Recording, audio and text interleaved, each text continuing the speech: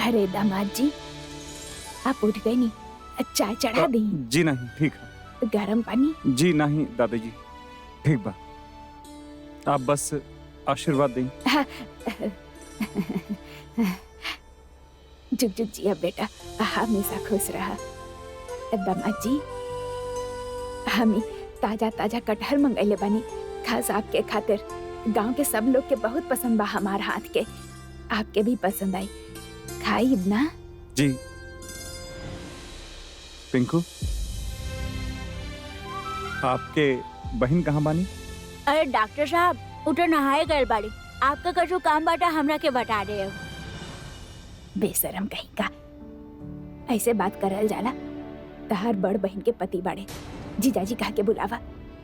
शहर जाके सारा संस्कार भी भूल गए बड़ा का। बड़ा लोगन के सुबह सुबह पाँव छुअल जाला ना। चला छुके आशीर्वाद ला। अरे ना ना, रह दा, कौन बात ना। आपके बहन से कुछ काम रहे? एक्चुअली सामान के साथ साथ ब्रश भी छूट गया है, तो यहाँ कहीं मिली ब्रश? का बात करत आनी आप भी। यहाँ तो राह चलते हर जगह आपके दांत साफ करे के जुगाड़ मिल जाई। आप रुकी, हम देता नहीं। ई ले, कवन चाही? ई पतला बा, ई मोटा? हाँ, ई सही बा। दातुन से? दामाद जी, कुदरत के आपन एगो बुरुस बा, एकरा से ना दांत एकदम चमकदार हो जाला और मसूड़ा भी मजबूत हो खेला। हमके देख ली, इतना बुढ़ापा आ गई, फिर भी दांतन में गन्ना छिले के ताकत बा। एक्चुअली हमके एकर आदत ना, हम ब्रश ढूंढ ले, कोनो बात ना। अरे हम सिखाता नहीं ना। देखिए, कि एकरा पहले ऊपर से ऐसे चबाएं, फिर ऐसे करें। अब आपके बारी। शर्माई मत, अब गांव आयल बानी तो हमरे प्यार के साथ साथ कुछ तजुर्बा भी लेके जाही। अरे छोटट का बानी, चबाई ना।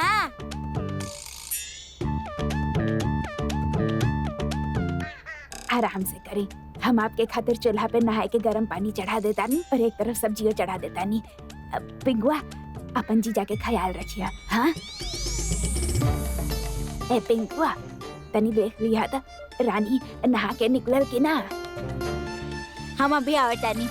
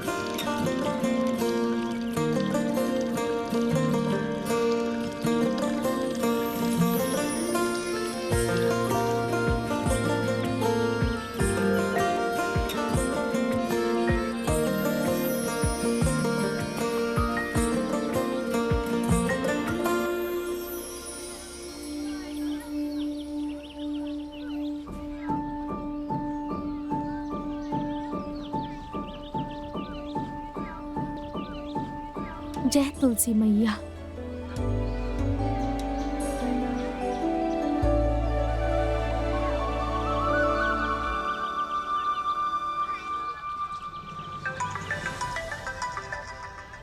हमार फोन।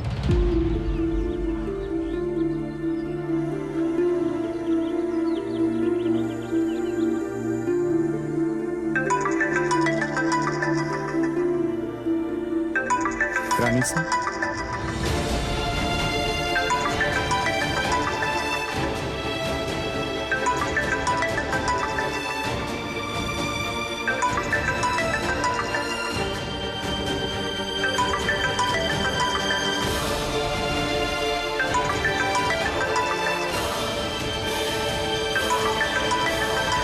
रानी के साथ जा, ओकरा गांव छोड़ावा। हमेशा हमेशा खातिर उम्मीद करतानी वीर कि ई बार जे हम कहले बानी तू उहे करबा।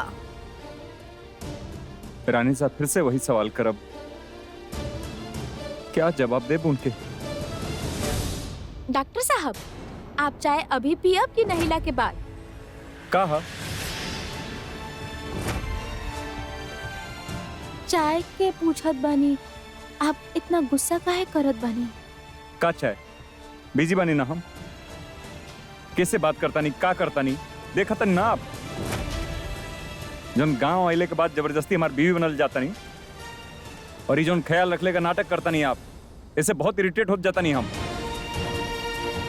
काबिल डॉक्टर साहब, आप ठीक ता बानी ना? कोनो दिक्कत ता नहीं ना? आपके वजह से पहला बार रानी सा के फोन ना उठौनी हम। जब भी आवे नहीं कोई न कोई नया प्रॉब्लम लेके आवे नहीं आप। मंदिर में नहीं तो शादी करे के पड़ल, अब नहीं तो फोन कट गए। कल रात में अपने साथ सांप ले नहीं आप। कल रात हम आपके मदद करे हम आए मंगले बानी। रानी का आपसे मदद नहीं ना, और वैसे भी का खास मदद करनी आप? पूरी रात सूत ना पौनी हम। सुबह उठनी तो लोग हंसत रहा हमरा पर। शायद आप भुला गेल बानी कि हमनी के बीच में वो रिश्ता ना बा जैसन ये लोग। जैसन ये लोग सोचे ले। हम जाना था नहीं डॉक्टर साहब, हम भूलने नहीं की, लेकिन बार बार हम सब लोग के हमारे रिश्ता के परिस्थिति समझा ना सके नहीं ना। तो दूर रही हमसे। हम नहीं चाहता नहीं कि गांव वाला लोग, स्पेशली आपके दादी, हमनी के रिश्ता के बारे में गलतफहमी पाले और हमसे ही अलग अलग किस्म के रस्म करवावे।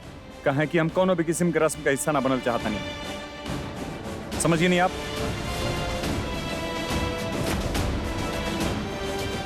ऐसे का देखता नहीं आप?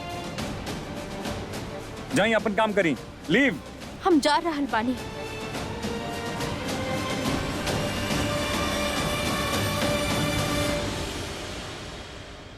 सुबह सुबह चाय नाश्ता पूछे गई नहीं और खुद ही डांट खा लेनी। ये डॉक्टर साहब, अरे कहाँ तूफान मेल की तरह भागल जा रहा है बाड़ो? अभी सब चाय वाय गिरा दे तू ना। ये लंबा चौड़ा दावत केकरा खातिर? अरे दामाद जी खातिर, और केकरा खातिर? कोनो जरूरत ना है, लाई हमरा के दीही। काहे? इतना मेहनत से सब इकट्ठा कैले बानी, सुबह ताजा दूध निकलवाइले बानी, अच्छा वाला चीनी ले आइले बानी, अपना सामने शर्मा मिष्ठान भंडार से ई देखा ताजा ताजा समोसा बनवाइले बानी, ई शक्कर पारा बनवाइले बानी। अरे गांव के बानी तो का भइल हैं? दामाद के कैसे खातिरदारी कैल जाला हमके अच्छा से पता बा। उ का है ना दादी अम्मा, ई ताजा दूध और महंगा वाला चीनी से उनकर जुबान की कड़वाहट कम ना होके वाला बता दी अम्मा, बुझनी? उनका पानी में शक्कर खोल के पिलाई ना, तब वो खड़ूस के खड़ूसी रहे वाला बाड़े। बेशरम कहेंगे, कहाँ से सीख ले बाड़ू ये सब? पति के बारे में केहू ऐसे बतियावल का? चल हटा। अच्छा रुकी रुकी रुकी, उ चाय ना पिए ले, माने ई वाला चाय ना पिए ले, उ बिना शक्कर बिना दूध वाला चाय पिए ले, एकदम काला चाय। वो कौन से चाय बा? अब होत है ना, शहर में सब अजीब अजीब चीज होत है। ए बिटिया, तनी एगो बात त बतावा, तहार उधर आर्थिक स्थिति ठीक बा ना? हैं? अरे हम तनी मनी पैसा जोड़ ले बानी, भिजवा देब ना तो भैंसिया भिजवा देब। अच्छा चाय तो नसीब होके उ लोग के। अरे का आप भी दादी अम्मा। अच्छा ये सब छोड़ी, तसल्ली से सब आपके समझाई हम। ये हमके दे दी और जाए अपन कटहल की सब्जी बनाई जाए। ठीक बा, अच्छा से खिला पिला के और जल्दी से तैयार हो जा, काहे कि दामाद जी के भोज रसम खातिर सामानो तो लेवे जाए के बा ना। जी। जा जा। आपके वजह से पहली बार रानी सा के फोन ना उठौनी हम। जब भी आवे नहीं कोनो न कोनो नया प्रॉब्लम लेके आवे नहीं आप। सवेरे सवेरे जो चिल्लैले बाड़े ना डॉक्टर साहब हमरा पे, मन त करा था चाय खातिर ना पूछी, पर अब का करी? अगर सुबह के काला चाय ना पिए ले तो चिड़चिड़ा हो जाए ले। एक बार फिर से पूछ ही लेत बानी।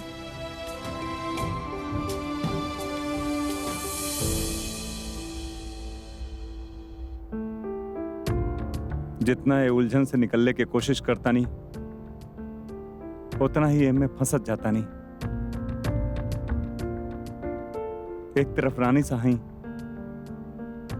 जिनकर दिल हम दुखा ना सके नहीं, दूसरी तरफ रानी जेकर दिल तोड़े के मन ना करता।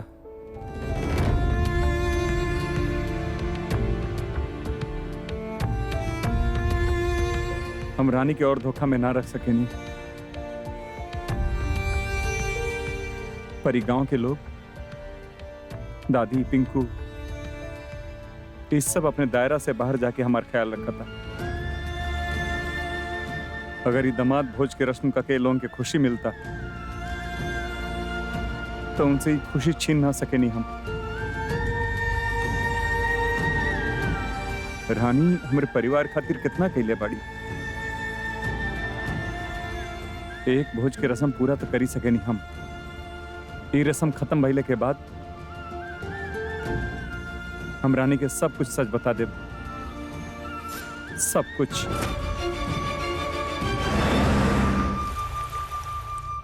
हिम्मत बढ़ गई ली लड़का के। फोन नहीं खे उठावत। हाय रानी सा, कैसन बानी आप? अरे कियारा बेटा, कैसन बाड़ू तू कियारा? हम बस ठीक बानी। और ई सब का सब बतानी, पर आप पहले हमरा के रानी के एड्रेस दी। भाभी सा के घर के पता? अब का खुराफात चल रहा बा कर दिमाग में? का बहल कियारा, तारा के रानी के एड्रेस का है चाहिए? आप तो जानतानी कि हम एनजीओ में कितना दिल से काम करतानी, कितना फील करतानी जरूरतमंद खातिर। ता हमार एनजीओ यूपी भी टूर करे वाला बा, वहाँ पर सोशल कॉजेज में हिस्सा लेवे खातिर। ऐसे भी वीर और रानी बलिया गए बाड़े, तो सोचनी काहे ना मुहे से शुरू करी। ऐसे एड्रेस पूछत रहनी, लेकिन इतना सारा तोहफा थोड़ा सा ही तो बा। और वैसे भी सब जरूरत के सामान बा, बच्चा के खिलौना, बुक्स, राशन के सामान, कपड़ा। आई एम श्योर उनका ये सब बहुत अच्छा लगी। हाय हाय हाय हाय, लड़की कितना प्लानिंग प्लॉटिंग करे ले। तोहार सोच बहुत नेक बा के आ रहा, लेकिन हमारी बात माना, हम ही सारा तोहफा वहाँ पर पहुँचा दे। तोरा वहाँ जाए की कोनो जरूरत नहीं है। बाकी काहे कि वीर कल ही वापस लौटे वाला बा। तू वहाँ जाके कोनो मतलब ही ना बनेला ना, वो हम मैनेज कर ले। वैसे ही हमार एक दिन में सारा काम हो भी जाई, फिर हम और वीर साथ में आ जाई, ओकरा के भी कंपनी मिल जाई और मेक सेंस ना। ठीक बा, अगर तहरा के कोनो प्रॉब्लम नहीं है देन आई एम फाइन, लेकिन टाइम पे वापस आ जाई। हाँ, आई प्रॉमिस। आप ये सारा सामान गाड़ी में रखवा दी प्लीज। सब समझ में आ रहा बा कि आखिर तू का कइल चाहता, पर तू ही नहीं क्यों जानत कि अब हम का करे वाला बानी।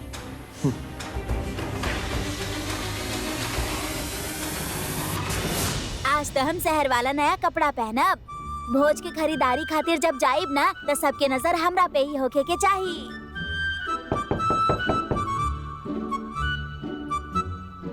अरे आ रहल बानी।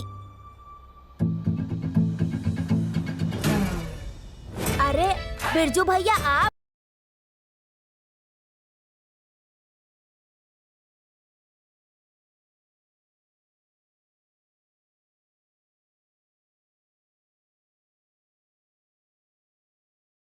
अरे बा बिरजू भैया, का गजब लगा तानी आज। वाह भाई पापी पिंकू। हाँ, बड़ा हो गई बड़ा। अच्छा एगो बात तो बतावा कि सुधरल बड़ा कि अब भी वैसा नहीं बड़ा शैतान? अरे बिरजू बचवा, अरे लौट आइला बाहर देश से। प्रणाम दादी। अरे ये हमरा के दी रखी यहाँ। अरे ही बताई कैसन बा, कैसन बा? बदमाश कहीं के। इल तनी देखा था सही। अरे कैसन ललिता पवार बनल घुमतनी। वैसने के वैसने रहला तू हैं? अरे कैसे आइला रे? सुबेरे ही उड़ के आप सब लोग से मिले। और दादी वो दुबई में खाली कोट, जींस के पैंट और ससुराई चश्मा, बस ये चौचक मिलेला। रोटी के स्वाद और खुला हवा में सांस, अरे ओकर मजा तो यहाँ अपन गांव में ही आवेला। वो तो बिल्कुल सही कह रहल बड़ा। अरे चली यही बात पर फिर से आशीर्वाद दी। खुश रहा, जियत रहा। ओ हम उठा लेता नहीं। अरे रुको,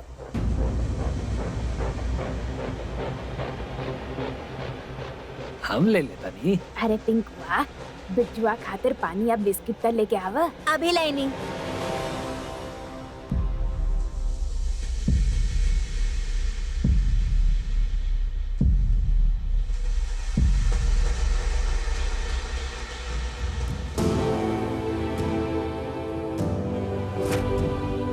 तहरे खातिर तो काबिल बनल बानी रानी। आज जे अपन दिल के इजहार करके दादी से तार हाथ मांग के ले जाए तहरा के। हम जब शहर जाइब ना बिरजुआ, तो हमके ये सब बहुत याद आई। तहार खेत से हमरा खातिर गन्ना चुरा के लाइल, ऐसे पेड़ पे बैठ के खूब बतियावल, और जब तहार ध्यान ना होके तो तहार पेट पे गुदगुदाइल। अरे काहे करता रे रानी? अरे गिर जाए हम, गिर जाए। वैसे का राखल बा शहर में, काहे जाए के चाहत? इंजीनियरिंग करे और का। अब हमेशा से हम और बाबूजी एक ही सपना तो देखले बानी कि हम बनब चौचक इंजीनियर। अब वो पूरा करे, तालाब से निकल के समुद्र में तो जाए के पड़ी। और ओकरा बाद बियाह? हाँ, माने एक अच्छा इंजीनियर बनला के बाद नौकरी मिलते ही अपना जैसन पढ़ल लिखल लड़का ढूंढ के बियाह भी रचाइए ले। अरे वो पढ़ल लिखल रही तो तारा के काम करे खातिर बाहर काहे भेजी? हाँ, वो जाई नु बाहर पैसा कमाए। भाग बुड़बक, हम का घर में बैठ के काम करत रहब का? नाही बिरजू, हम तो हमरा खातिर ऐसन दुल्हा ढूंढब जे हमरा साथ साथ हमार काम के भी इज्जत करे, खुद मेहनत करके तरक्की कमाए और हमार तरक्की पे भी खुश रहे। और जब दोनों मिल जाए ना, तब मच जाई भौकाल। अरे ये सब बराबर वाला हिस्सेदारी खाली फिल्म में होला रानी। हाँ, अब फिल्म के प्रेरणा भी असल जिंदगी से ही मिलेला। देखा, हमके ब्याह करे के बाद ऐसा ने लड़का से करे के बा, वरना हम कुआरी ही ठीक बानी। टेम देख का हो गइल बा, हमके जाए के चाहिए ना। जय माता रानी। जय बजरंगबली। अरे हम बानी, डरा ना। जय माता रानी। जय माता रानी। हम करेम नु रानी तारा खातिर मेहनत, बड़ा आदमी बने, भर के पैसा कमाए और फिर फुल इज्जत के साथ तहार हाथ मांगे में। अरे बिरजुआ, कहाँ खो गईला? अरे अच्छा ये बतावा, बाहर गांव में का काम करत रहला? अरे दादी, वहाँ हम सुबह शाम टैक्सी चलावे नहीं। हाँ, खाना पीना सब वही में। मतलब आप ड्राइवर बानी? बक बुड़बक। रामधीर काका का सिखले रहलन कि कोनो काम छोट या बड़ ना होखेला। अरे बा, तू तो हमार लाज रख लेला बिरजू भयंकर।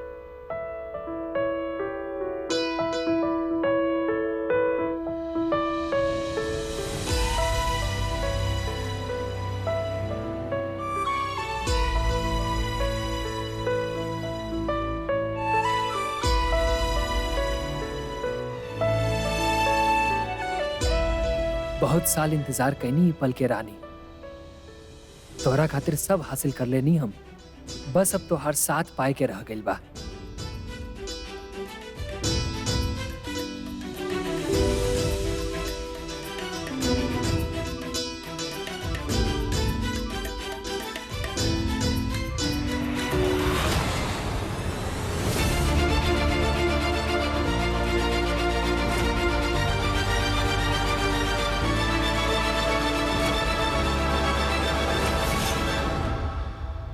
कारे अकड़ू, दुबई से आयल बाड़ा तक का खाली हाथ मिलई बा? हमार पुराना अंदाज भूल गईला का तू?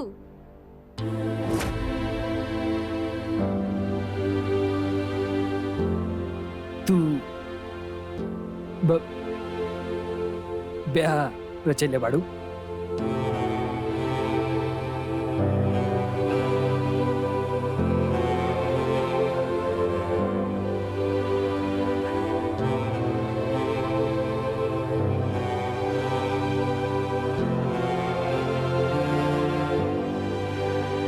बिरजू भैया, ई बाड़े हमार जीजा जी।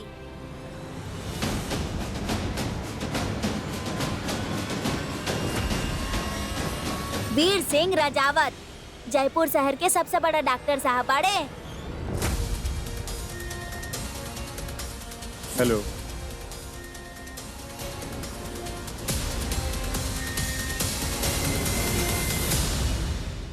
बिरजू भैया, ई बाड़े हमार जीजा जी, वीर सिंह राजावत, जयपुर शहर के सबसे बड़ा डॉक्टर साहब बाड़े। अल्लाह का तानी एकदम फिल्मी हीरो के जैसन। हेलो।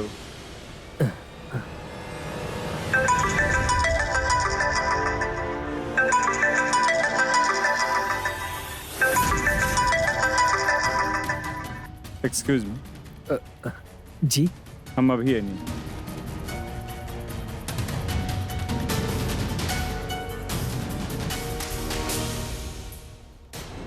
खम्मा गणी रानी साहब। सच बता के निकले के तैयारी कर ले बाड़ा ना वीर।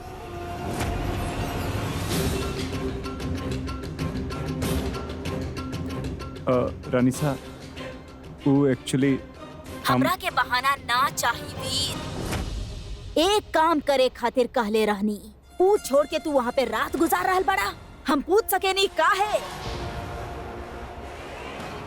गाड़ी खराब हो गई रानी साहब, और कोनो ऑप्शन ना रहे हमरे पास। रात के कहाँ रुकले रहला?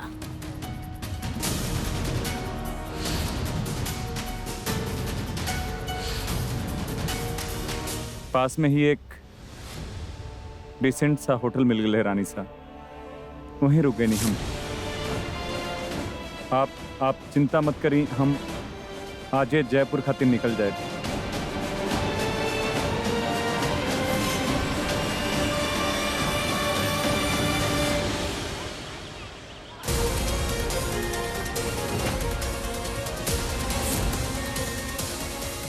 कहीं हमारो रानी साहब के बात तो ना सुन लेना।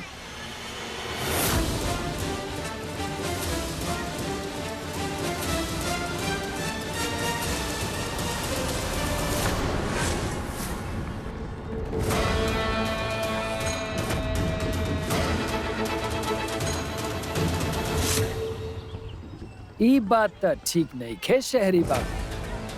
अरे काले तो आयल बानी और आज ये वापस। अरे कम से कम 2 दिन तक रुकी हमरे गांव में, है कि नहीं? लेकिन सारा जरूरी काम निपटैले बिना हमने वापस कैसे जा सकेनी डॉक्टर साहब?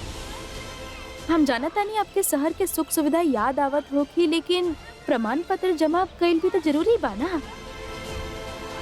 रानी के गांव लेके जाए के बा और ओकरा उहे पे छोड़ आए के बा, काहे कि अब रानी के यहाँ पे रहल नामुमकिन बा।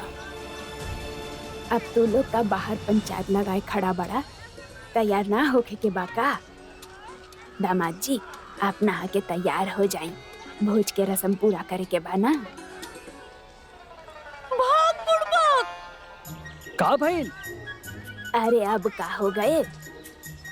आप हमके इनका खातिर पानी छोड़ के बोले रही ना। उ का भइल, इतना दिन बाद हम गांव वापस आईनी त गांव के पानी में नहावत नहावत हम भावना में बह गईनी। सारा पानी खत्म हो गई, कुछ ना बचल। अब दामाद जी कैसे नहाई? अरे सुबेरे सुबेरे काहे भड़कत रू अम्मा? उल्टा बढ़िए बा ना। अरे यहाँ खातिर यही के बहाने एगो नया अनुभव हो जाए। अब इहो के तब पता चले कि जौन गांव की दामाद बाबू बानी, ओइजा नहाए के आखिर असली तरीका का बा। हाँ, ये सही रहेगा। मतलब, और ये नहाने का असली तरीका का है?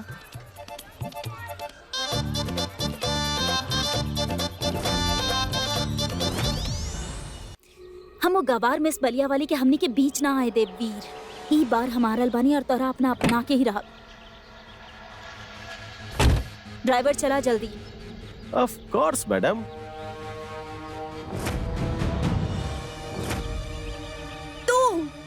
जहाँ तू वहाँ हम। ओ शराब विक्रम, यहाँ पे का करल बाड़ा तू? यार हम ना लाइफ में बहुत सारा पाप के लिए बनी, ओकरे साफ कल चाहता नहीं। तो हर अच्छा कर्म देख के तो हमारा आँख खुल गई यार। तो हम सोचनी तोरा संगे चलता नहीं। का नॉनसेंस भाई विक्रम? नॉनसेंस?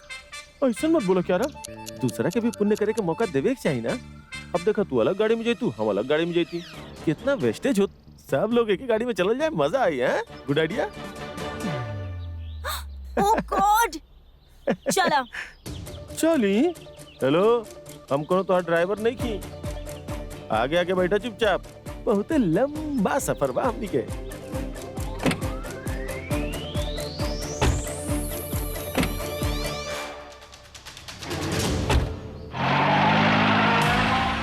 का यहाँ पे मतलब हम यहाँ कैसे? अरे कैसन का है ना, ई बोली वीर बाबू, ई जन हमार गांव के कुआ बा ना, गंगा मैया खानी बा, बिल्कुल साफ सुथरा। और ई देखा अम्मा कैसे बड़बड़ बड़बड़ करके कपड़ा धो तरी, एकदम साफ। अरे कुआं के पानी के कमाल। हाँ हाँ, एगो बात बताइए आपके, डुबकी लगाई के गंगा में कर हरि नाम के जा, जो नसीब में ना होके गंगा तो ई कुआं धोइयन बाप। जय बजरंगबली। अरे तना नाका चढ़ाई वीर बाबू, ई जौन हमार गांव के कुआं बा ना, ये हमार गांव के लाइफ लाइन है। यहाँ से सब गांव के नहाइल धोआइल, खेत में पानी डालल, सब्जी धोअल, सब यही जैसे होला। पर ई जौन मेढक अंदर तैरता ना, उनकर का? अरे ही तो हमार भाई बंधु बड़ा सर। देखिए वीर बाबू, आपके पास कोनो दूसरा ऑप्शन तो बाना। अब कौआ चाहे गांव के होके चाहे शहर के, गांव ना करी तब फिर शो पीसी लागी ना। Sorry what? अरे माने आप बानी शहर के साफ सुथरा रहे वाला शहरी बाबू, अगर नहायम ना तो भोज में कैसे बैठा? देखिए अब जब शरीर पर ई जल गिरी तबे तो पत्तल पर भोज के प्रसाद पड़ी। पानी देखले में ही इतना गंदा बा, और ई सब लोगों के सामने खुले में कैसे नहाए? कैसे नहा सके नहीं? अरे हम पता होता नहीं कैसे। अरे ऐसे। जय बजरंगबली। अरे वीर बाबू,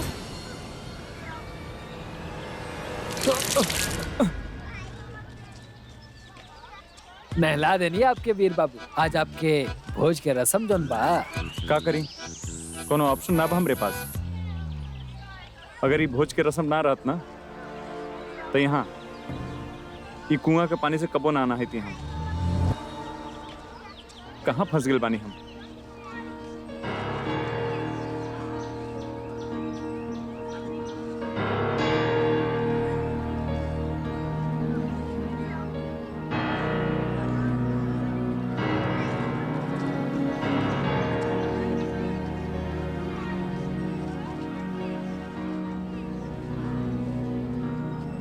अजीब ना लगेला आपके?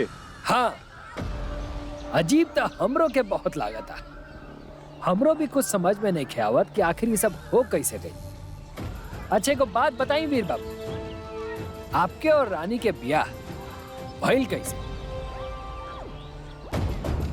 अरे अब बता भी कपड़ा तो उतारिए देले बानी, तो काहे के शर्माइल?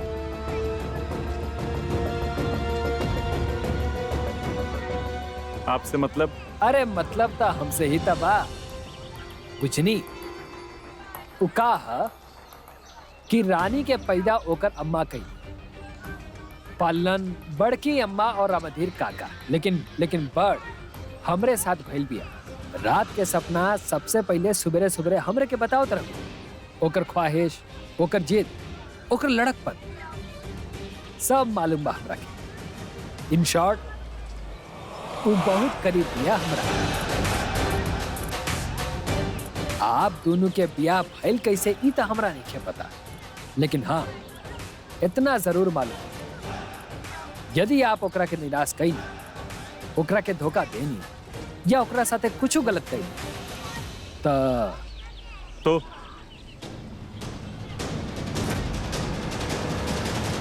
ता ई बलिया है शहरी बाबू। एजा के लौंडा जन के खून में इतना गर्मी बा कि जितना जलत कोयला में ना होला।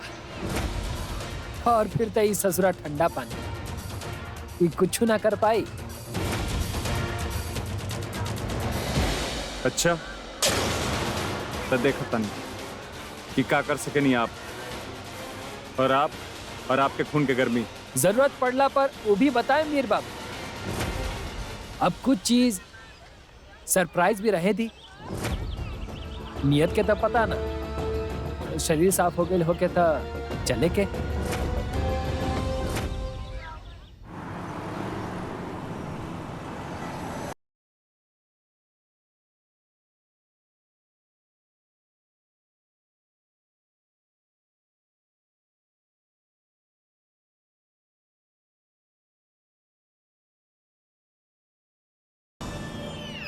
का डांट का रहल बड़ू? अभी एक्सीडेंट हो जाता। ई गाड़ी के स्पीड बाजे एक्सीडेंट होई। वहाँ पे ना बैलगाड़ी, साइकिल, इनफैक्ट जो पैदल जा रहल बाड़ी वो हमनी के क्रॉस करके गईले। एक्सीडेंट हो जाई। देखा क्या रहा, हमार काम बा तोरा सेफली पहुंचावल। गाड़ी तेज चलावल बड़ा रिस्की होला, कभी भी कुछ भी हो सकेला। और दुर्घटना से हमेशा देर भला होला, समझ लू। What? अब बलिया जा रहल बनी त बुझाइल तो कॉमन है ना। विक्रम, तोहार बकवास प्लीज बंद करा और ठीक से गाड़ी चलावा और थोड़ा सा फास्ट चलावा। हमरा 1 साल में बलिया नहीं के पहुँचे के। अब जेकरा आगे निकले के बाद वो तो निकल जाए ना। क्या रहा, बड़ा बूढ़ा कह के गइल बड़े। वक्त से पहले और किस्मत से ज्यादा केहू के ना मिलेला। अगेन बुझलू। वैसे अच्छा कैलू तू गाड़ी रोकवा के। इतना इंटेंसिव ड्राइव करके ना हम थक भी बहुत गए रहे। चलो बाहर चल जाओ। हाँ, विक्रम नो। कम ऑन यार, क्या रहा है? विक्रम नो, विक्रम रुका ना यार। सोच ले रानी, जल्द से जल्द वीर के पास पहुंच जाए और यहाँ ई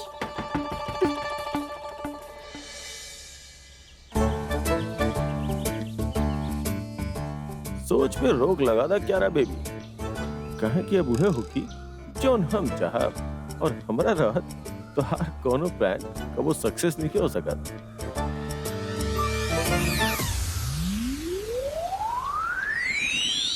दादी सा, हम पास्ता मंगवा रहल बानी। आप खाए? बताई ना, रेड सॉस या व्हाइट? अच्छा रेड।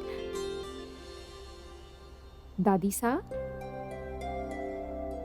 आप ठीक तो बानी ना? बहू रानी और वीर की याद आ रहल बा। देखा ना घर कितना सुना सुना बाना दोनों के बिना। एक्चुअली वैसे एगो बात तो बा, जब रानी घर में होखेली ना तो एंटरटेनमेंट फुल्ली गारंटेड। दादी सा, हम कितना गलत रहनी ना रानी के लेके, और अभी कुछ दिन से जे भी हो रहल बा ओकरा से एक बात के एहसास तो हो गइल बा दादी कि रानी एगो बहुत ही सुलझल हुआ और समझदार लड़की बिया। ओकर हंसमुख मिजाज और चहक स्वभाव के वजह से घर हर वक्त चहकत रहेला। अब तो सब अपना अपना कमरा में व्यस्त रहेले। सब कुछ कितना याद आवेला। और उनकर जाए के बाद एक खामोशी में एगो अलग से उदासी आ गई बा। तो कौनो बात ना, अभी आपकी उदासी के बाय बाय बोल देतानी और हमनी भाभी सा के वीडियो कॉल करतानी। बस बस बस बस हो गए। हम तो यहाँ अपन काम से आयल रहनी। ई कटहल के अचार आपके राजमाता खातिर बनावे के रहे और आप तो हमके ही काम पे लगा देनी। अरे जान के लगाइले बानी। अरे करबू ना तो सीखबू कैसे? हाँ, तहार बिहार हो गइल बा त रसोई के काम तो सीखे के ही पड़ी ना। पर उहाँ तो हमके केहू कुछ न बोलेला। कितना जबन चलावेलू।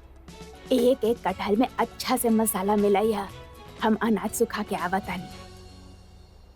दादी अम्मा के बस चले तो हो गइल हमार पढ़ाई। राजमाता जी तो हमके आज तक रसोई घर के काम करे के ही ना बोलली। उनकर बहुत ही याद आ रहल बा हमके।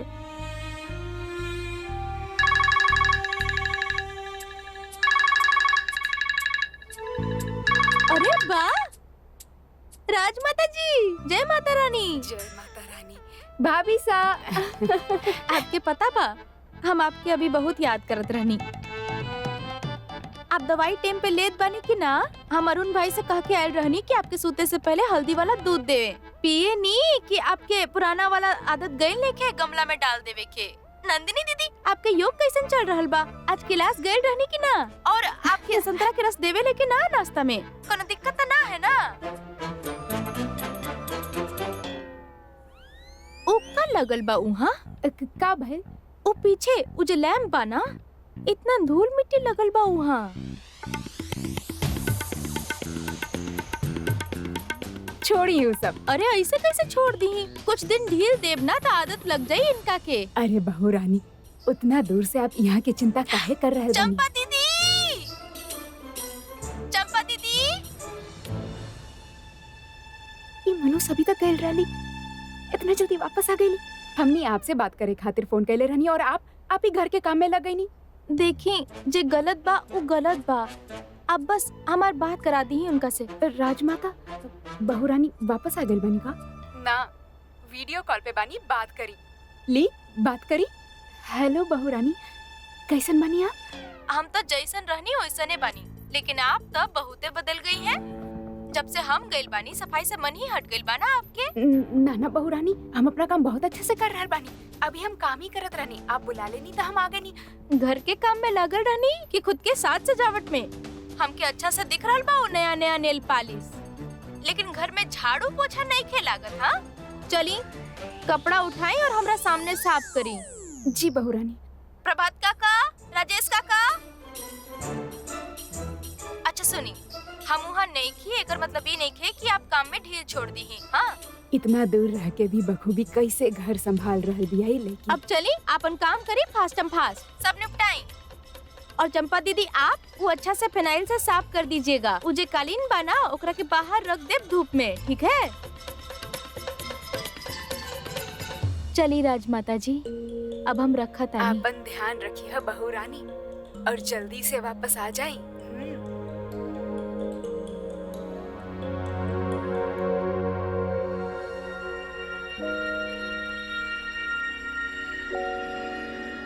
हमके रानी के सब सच बतावे के ही पड़ी। रानी हमके बात करे बाप से। अरे आप, अरे का भल दिखाई हमके? अरे कुछ नहीं, ठीक बा। का ठीक है? अगर कुछ काम करे ना आवेला आपके तो करे नहीं काहे आप? और अगर करे के ही बात तो पहले ढंग से सीख तली।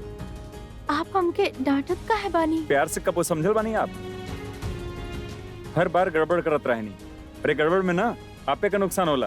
देखी कितना खून बहत आपके। ओ हम ई राजमाता जी खातिर बनावत आनी।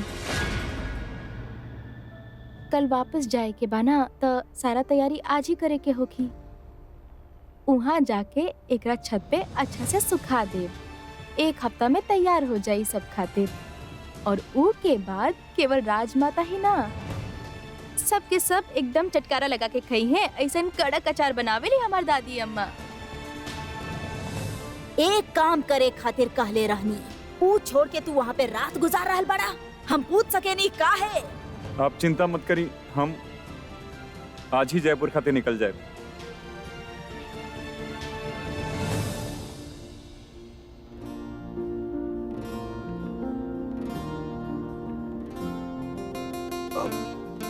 फर्स्ट एड किट बा घर पे? नहीं तो हम कार में से लेके आवता नहीं। एक मिनट, ये सब के चक्कर छोड़ी। अब मुझे मसाला वाला डब्बा रखल बनाऊं। हाँ वो ले आई। नो नो नो नो नो नो, ये बारी आपके मसाला वाला लेप ना लगाए हम। अरे आप इतना परेशान काहे होखत बनी? लाई ना, हम लाई। ठीक बा। मुझे पानी रखल बना वो भी ले आई।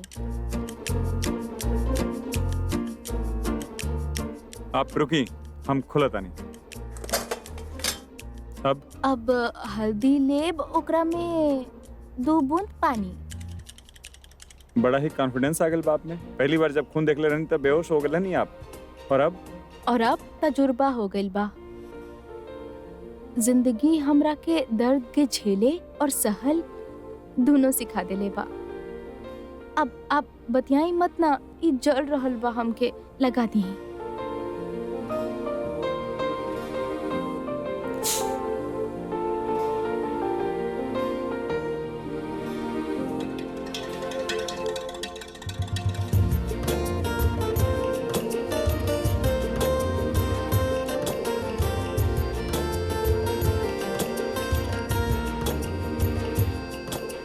हो गई?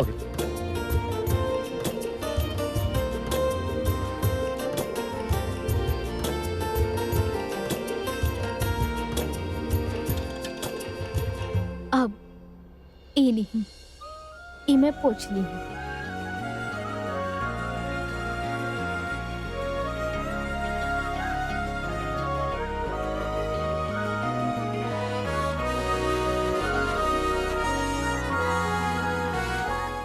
Thank you. सब कुछ कितना सिंपल बना है यहाँ पे। मतलब सब कितना सरल तरीका से रहेला। टूथब्रश नहीं खे त दातुन बा, दवाई नहीं खे त ई हल्दी का पेस्ट बा, पानी नहीं खे त नहाए खातिर पूरा कुआं बा। पहले कभी ऐसे मतलब इतना खुले में लोगन के सामने कुआं से पानी निकाल के कब नहिले नहीं हूं। अजीब रहे लेकिन अच्छा भी रहे, कुछ नया रहे। यहाँ के ऐसा लगा था जैसे सालन का स्ट्रेस कम हो गए लोग है। यहाँ के हवा, यहाँ का खाना, यहाँ के लोग, उनका प्यार, सब कुछ बहुत बहुत नया है हमरे खातिर, लेकिन अजीब ना है। एक अलग सुकून है। सही कहत बानी आप। शुरू में जब हम भी शहर में आए रहनी ना था, सब कुछ अजीब लागत रहे, और फिर सब लोगन से मिलनी और धीरे धीरे सब कुछ अच्छा लागे लागल। एक ही दिन भइल बा यहाँ आके, लेकिन ऐसा लागता जैसे बहुत टाइम बीत गइल बा। अब देखब डॉक्टर साहब, आपके भी यहाँ दिल लग जाई, और अगली बार जब आइब ना तो ज्यादा टाइम खातिर आइब, और तब पूरा गांव घुमाइब हम आपके। हाँ,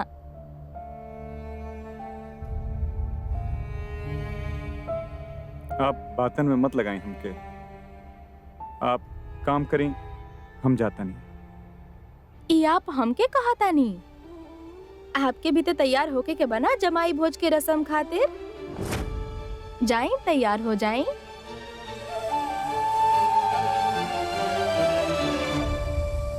भोज खत्म होते ही हमके सब सच बतावे के पड़ी, और इंतजार ना कर सके नहीं हम।